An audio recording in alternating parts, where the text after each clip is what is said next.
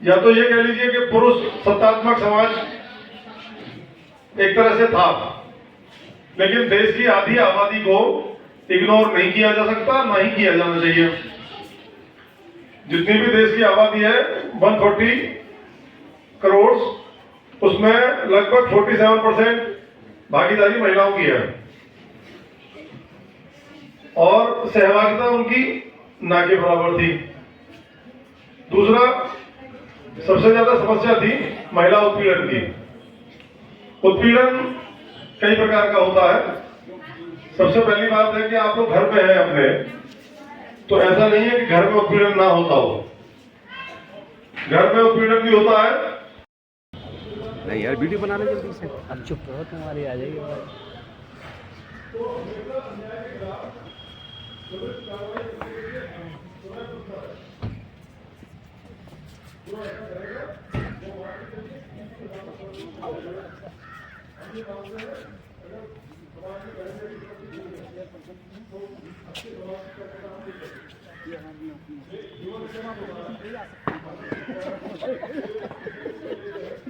बड़ी हो जाएगी तो पतली करेंगे।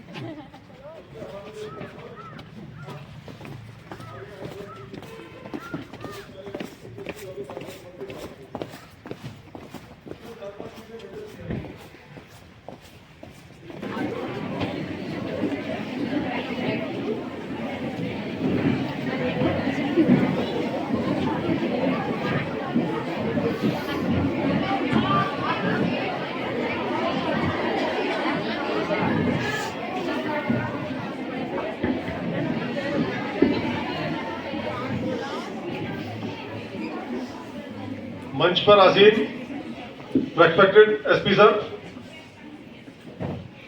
स्कूल प्रबंधन, सीओ सिटी सर, सभी का हम हार्दिक स्वागत करते हैं।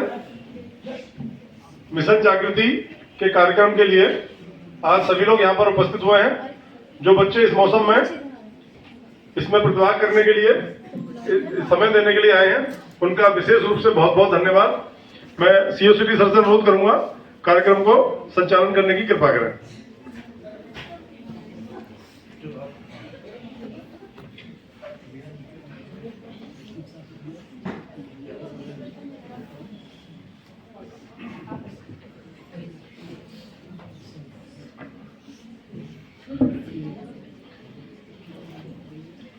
मैं इस विद्यालय प्रांगण में उपस्थित सभी लोगों का हार्दिक अभिनंदन करती हूँ। और जब भी महाविद्यालय में कोई कार्यक्रम होता है तो माँ सरस्वती को पहले नमन किया जाता है। इसी श्रृंखला में मैं एसपी सर महोदया और मंचासीन अतिथियों से निवेदन करती हूँ कि माँ सरस्वती के आगे दीप प्रज्वलन कर माल्यार्पण करें।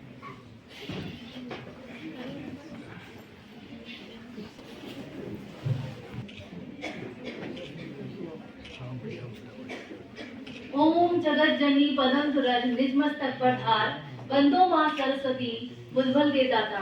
पूर्ण जगत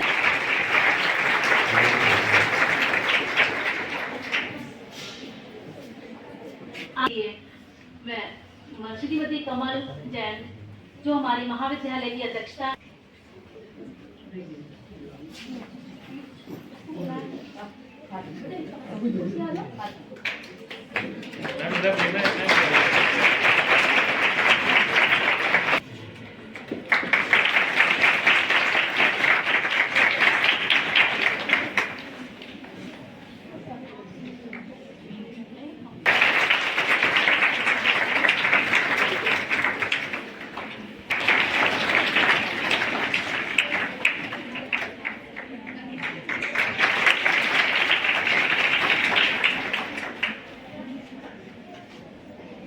इसके बाद इसी श्रृंखला में मैं श्री यश जैन उप प्रबंधक हमारे यहाँ के हैं। इनके स्वागत के लिए मैं सौरभ साहू सर को बुलाती हूँ कि वो आकर उनका स्वागत करें।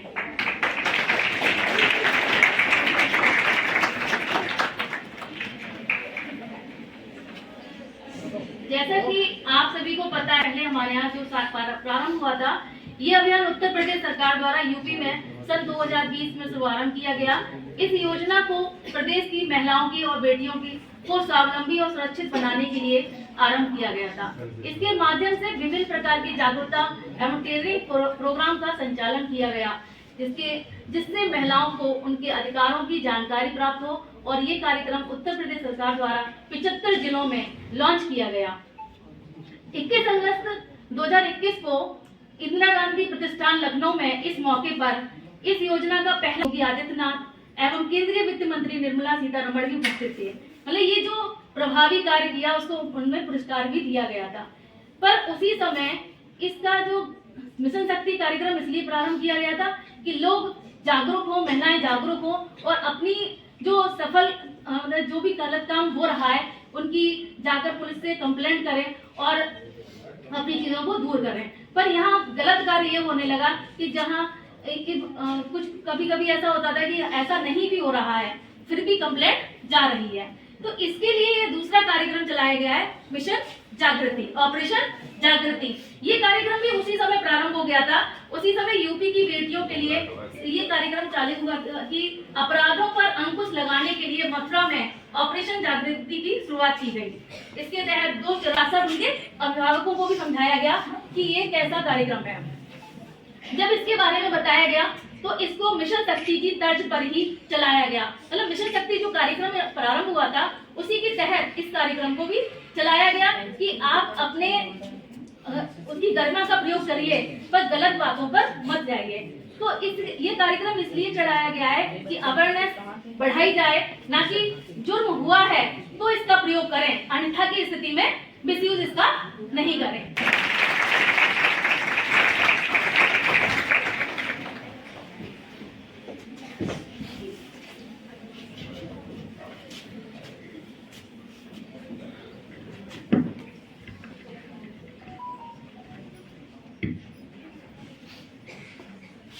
सबसे पहले यहाँ उपस्थित कॉलेज के प्रबंधक महोदय, जो हमारी यहाँ पर सभी लेक्चरर्स, सभी टीचर्स उपस्थित हैं, मेरे विभाग के मेरे सहयोगी सुनने के लिए मुझे आई हुई है। एक अलग कौतूहल होता था जब हमारे स्कूल कॉलेजेस में भी कोई ना कोई व्यक्ति आता था जो कि पुलिस से संबंधित हो, जो कि प्रशासनिक अमले से संबंधित हो। उसको देखकर हमें लगता था कि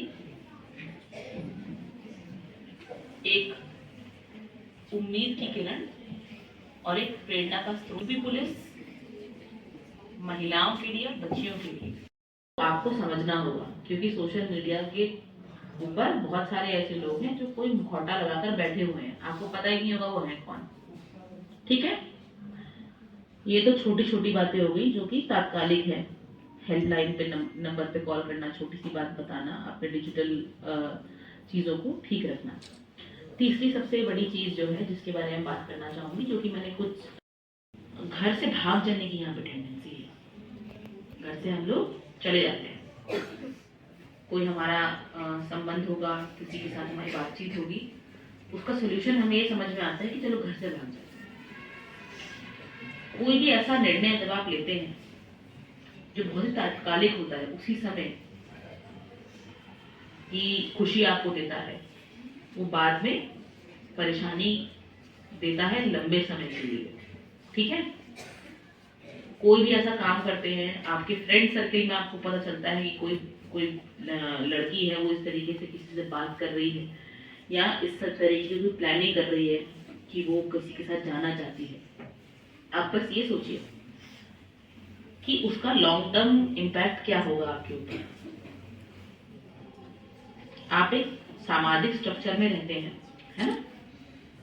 उस चीज को बैठकर अपने माता पिता से वार्ता कर सुलझाने की जगह हम उसका क्या निर्णय लेते हैं कि हम वहां से अपने घर को छोड़ देते हैं। उससे हम अपने माता पिता को भी परेशान करते हैं और जिसके साथ हम जीवन बिताने के लिए आगे की बात करते हैं उस पर एक मुकदमा और दर्ज हो जाता है और फिर एक बड़े ही गंदी साइकिल में वो चीजें फंस जाती हैं और उससे निकलना हमारे लिए बहुत मुश्किल होता है। तो थोड़े दिन की खुशी के लिए लंबे समय तक अपने आप को परेशान न करने वाला कार्य करना है। समझ में आई बात? आवाज नहीं आई, मुझे समझ में नहीं आई। वेरी गुड, समझ में आई। अब और क्या क्या हम करते हैं घर में। शादी करेंगे आप लोग, और मुझे पता चला कि आप सभी लोग बीएड और डीएलएड कर रहे हैं, ऐसा है क्या? कुछ लोग कर रहे हैं आप, तो आप तो टीचर्स भी बनेंगी। आपको बच्चे देख के सीखेंगे, बच्चियां देख के आपको सीखेंगी, है ना? तो बहुत सारी चीजों के प्रति आपको सजग भी रहना होगा। सजग कैसे रहना है? बच्चियां हैं हमारी, शादी करके अपने अपने घर जाती हैं। शादी करने के बाद, घर जाने के बाद अपनी फाइनेंशियल इंडिपेंडेंस, यानी अपनी जो अपना पैसा होता है उसको किसी और के हाथ में हम लोग दे देते हैं। और फिर वहां पर क्या होता है, हम एक ऐसी जिंदगी जीने के लिए मजबूर होते हैं जहां पर हमारे पास बहुत सारे ऑप्शंस नहीं रहते। कुछ ही दिनों पूर्व मेरे यहाँ एक महिला आई, बहुत परेशान थी, रो रही थी। उनका कहना था कि उनका पति उनके साथ रोज मारपीट करता है।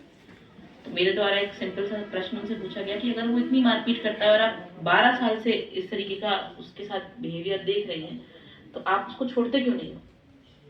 आपके बच्चों पे भी गलत प्रभाव पड़ रहा है और आप पर भी गलत प्रभाव पड़ रहा है।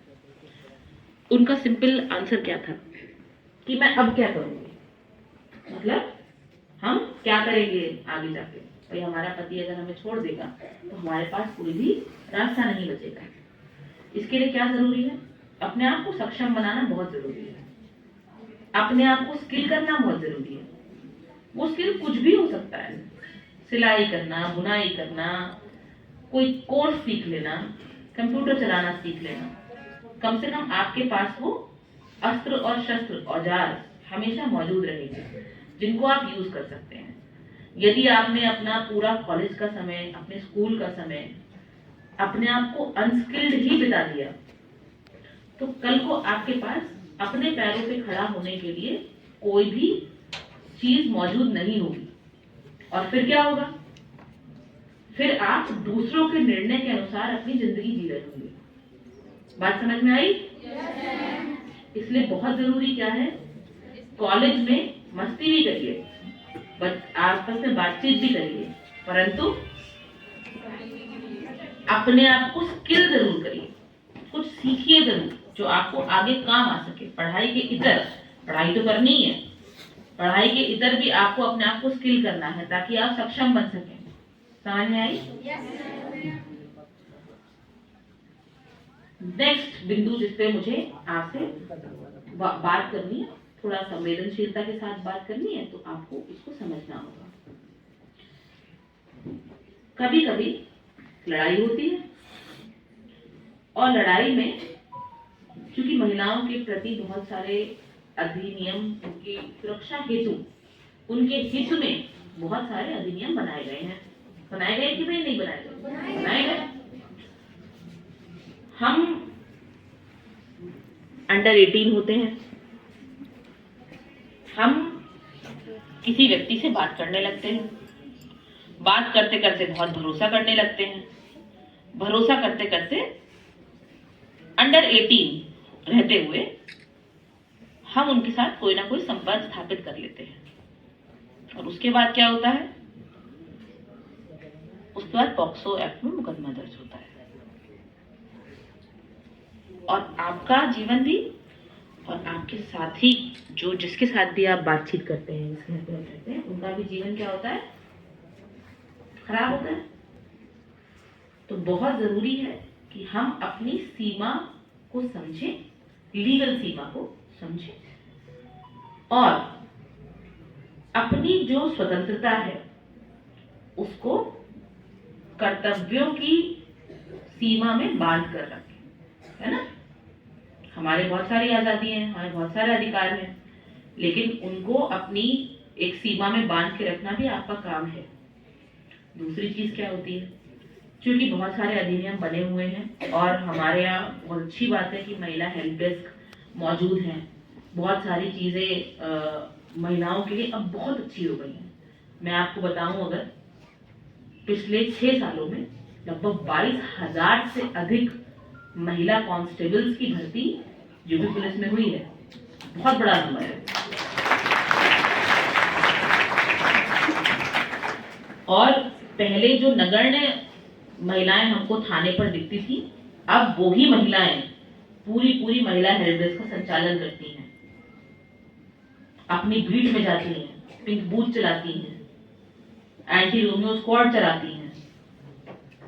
तो इनके अधिकारों में वृद्धि हुई है, लेकिन वो अपने कर्तव्यों के साथ अपने अधिकारों का इस्तेमाल कर रही हैं।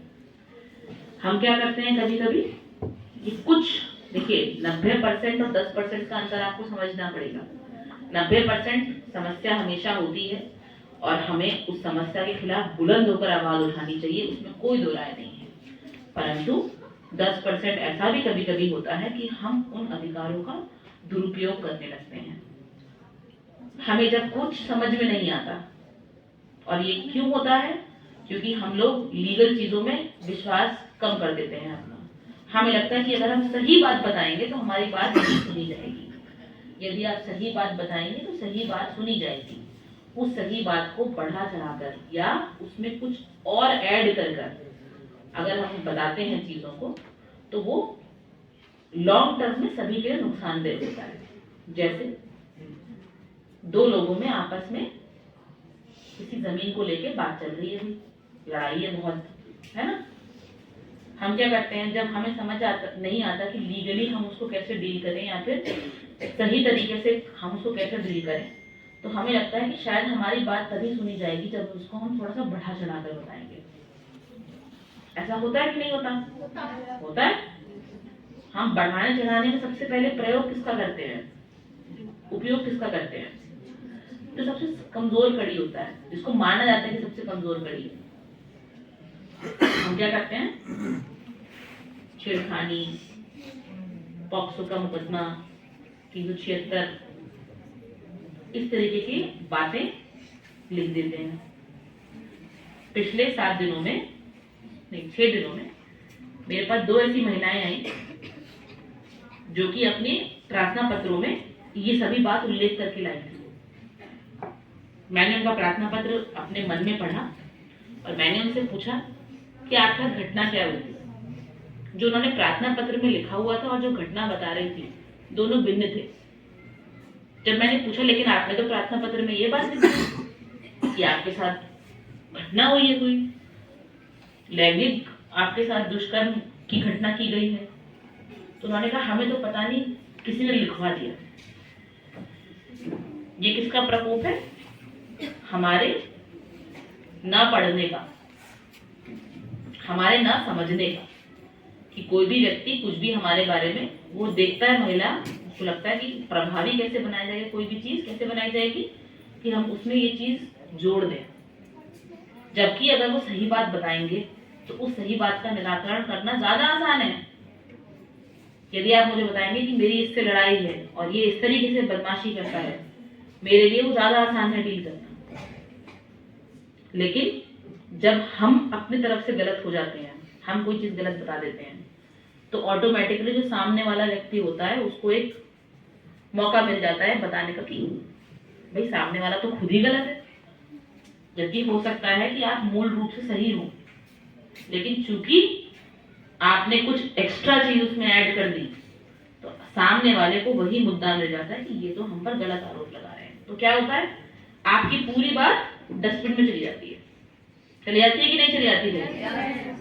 इसलिए बहुत जरूरी है जो चीज है उसको हम वैसे ही प्रस्तुत करें, और जो चीज जिस तरीके से प्रस्तुत की जाती है, कभी भी मैं आपको इस बात का विश्वास दिलाती हूँ, कोई भी चीज आप बताते हैं उसको हम बहुत गंभीरता से लेते हैं। और मेरा अधीनस्थों को भी यही कहना है कि हमें सारी बातें गंभीरता से लेनी है, ताकि किसी बच्ची को, किसी महिला को ये ना लगे कि उनकी बात नहीं सुनी जा रही।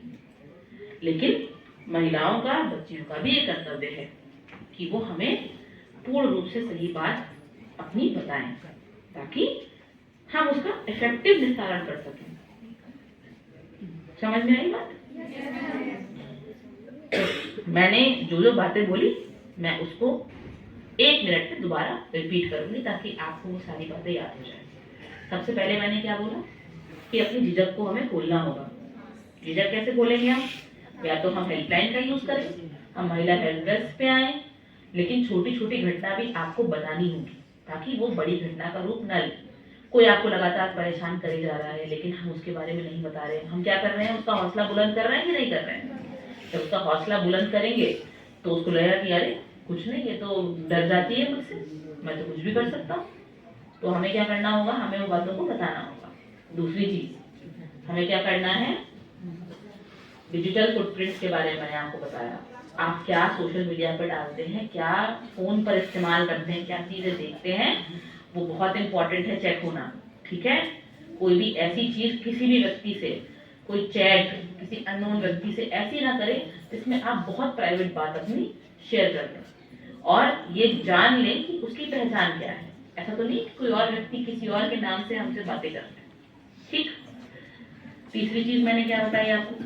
तीसरी चीज मैंने आपको ये बताई कि भाई हम बहुत बार देखते हैं कि हमारे घर में कोई हिंसा होती है या कोई चीज होती है तो उसको हम बड़ा आसानी से एक्सेप्ट कर लेते हैं, मान लेते हैं कि अरे ये तो होता ही रहा है, हम उसके बारे में आवाज नहीं उठाते।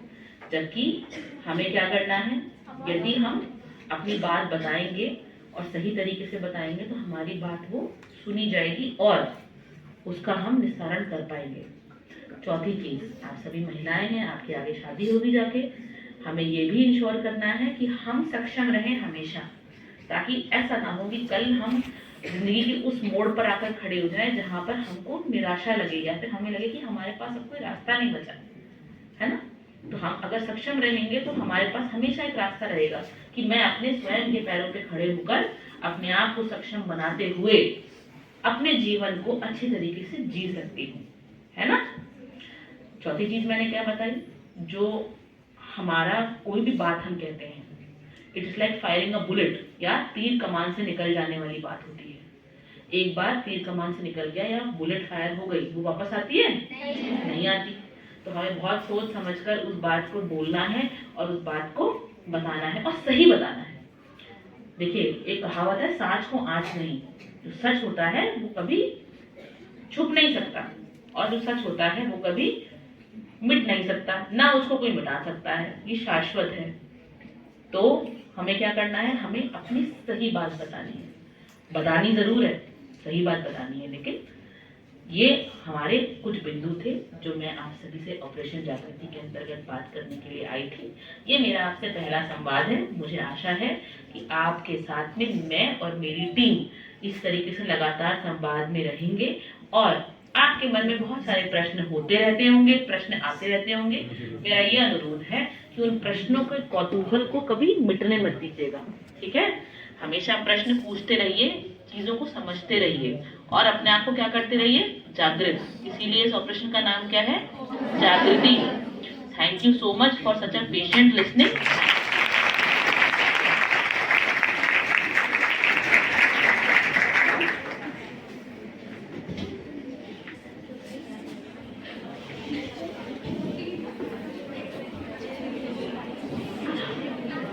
इसी श्रृंखला में मैं 2 पंक्तियां मैम के लिए भी कहना चाहती हूँ।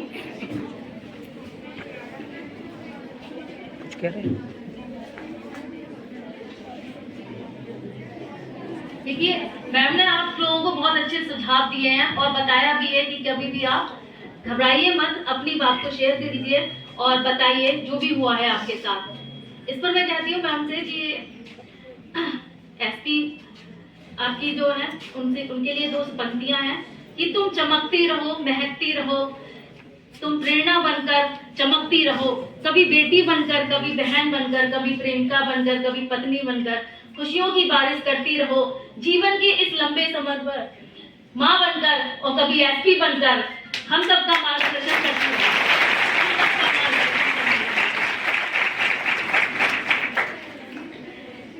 हमेशा मैम आप अपना मार्गदर्शन करती रहेंगी और समय समय पर आपको बताती रहेंगी। इसीलिए मैं ये 2 पंक्तियां थी मेरी। अब आगे आभार के लिए मैं अपने महाविद्यालय के प्रबंधक महोदय को आमंत्रित करती हूँ, वो आए और कुछ वक्तव्य के साथ मैम का आभार व्यक्त करें।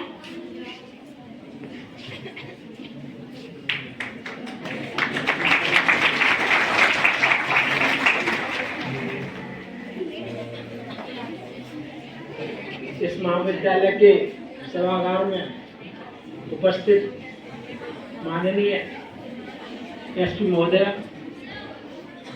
सीओ सदर अजीत चौहान साहब, हमारी नगर पालिका की चेयरमैन मीना महेश्वरी जी, मंच पर उपस्थित मेरी पत्नी एवं इस महाविद्यालय के चेयरमैन श्रीमती कमल जैन, उपप्रबंधक यश जी, सभी प्राध्यापकगण, प्रिय छात्र एवं छात्राएं और एनसीसी के अनुशासित कैडेट्स, ये इस महाविद्यालय का सौभाग्य है कि एक हफ्ता भी नहीं हुए, चार्ज नहीं हुए और एसपी महोदय ने हमारे विद्यालय को अपने कार्यकाल का पहला फंक्शन करने के लिए हमारे महाविद्यालय को चुना। उन्होंने अपने व्यक्त समय में से कुछ समय महिला जागृति के मिशन के लिए इसको चुना और यहाँ पर हमारी बालिकाओं को बहुत ही अच्छा अनुकरणीय उदाहरण देते हुए उनको अपने राइट्स बताए, उनको जागरूक किया, उनके लिए विशेष धन्यवाद। मैं चाहता हूँ कि इस महाविद्यालय में इस तरह के फंक्शंस होते रहें।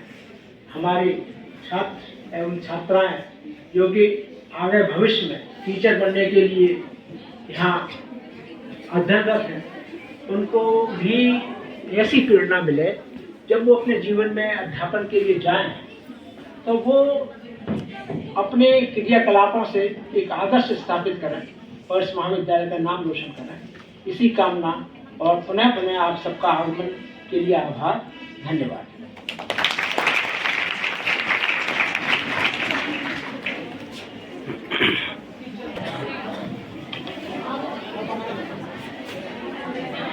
मैं